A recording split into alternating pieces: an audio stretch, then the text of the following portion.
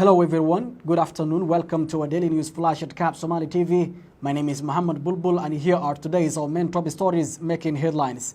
Somali military court executes 2 police officers convicted of murder charges. US kills 5 Al-Shabaab militants in Somalia. Somalia fundraises for Turkish earthquake survivors. UN refugee agency says tens of thousands arrived in Ethiopia fleeing recent clashes in Somalia.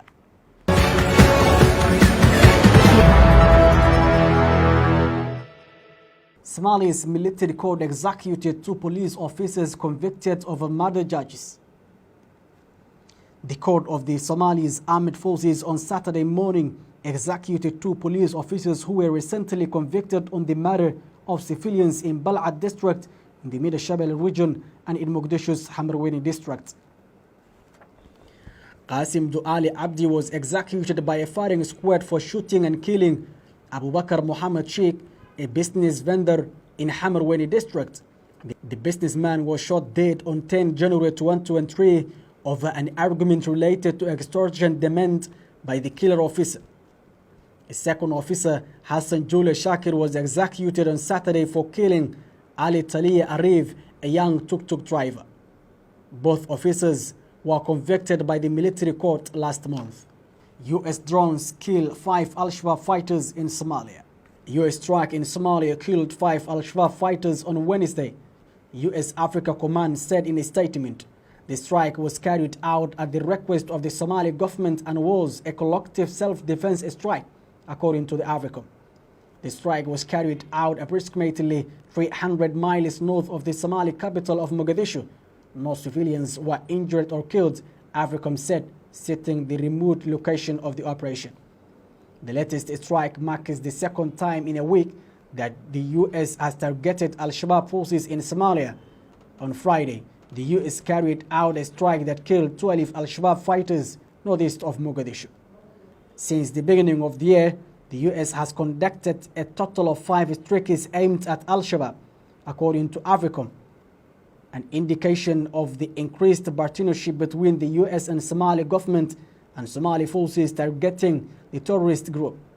AFRICOM considers Al-Shabaab the largest and most deadly Al-Qaeda network in the world, with a demonstrated will to carry out attacks against Somalia, the U.S. and others. In late January, the U.S. also carried out a counter-terrorism operation in Somalia that killed Bilal al-Sudani, an ISIS leader responsible for the spreading ISIS ideology in Africa. Somalia fundraises for Turkish earthquake survivors. Somalia launched a fundraising campaign to contribute to the earthquake relief efforts to Turkey on Friday. Somalia launched a fundraising campaign to contribute to earthquake relief efforts in Turkey on Friday. The launching ceremony held in the Horn of Africa nation's capital Mogadishu was attended by senior government officials, religious scholars, businessmen and civil societies. At the launching ceremony, Somali Prime Minister Hamza Abdi Barre said the goal is to raise 5 million in 3 days and announced that his government contributed $1 million to the earthquake relief campaign. He said history will not forgive Somalia if it does not stand with our brotherly nation of Turkey today, despite the difficulties Somalia is facing as a nation, including drought and conflict. The Somali Bankers Association, on behalf of Somalia's business community, announced a donation of $3 million for the earthquake victims in Turkey, totaling the amount of money donated by the government and the Somali business community to $4 million.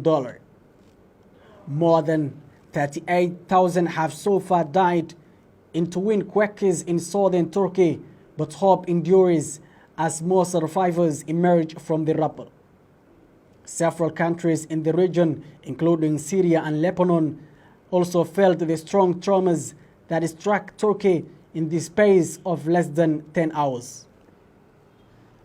United Nations Refugee Agency says tens of thousands of refugees arrived in Ethiopia fleeing recent clashes in Somalia.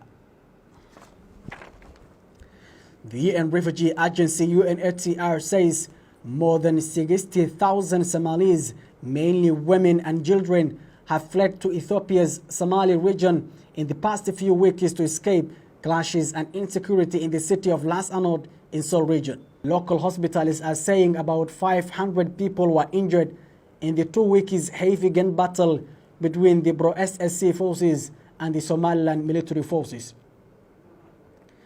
A spokesperson for the UNHCR, Olga Sroda, the people fleeing Las Anod have arrived with very little, only taking what they could carry.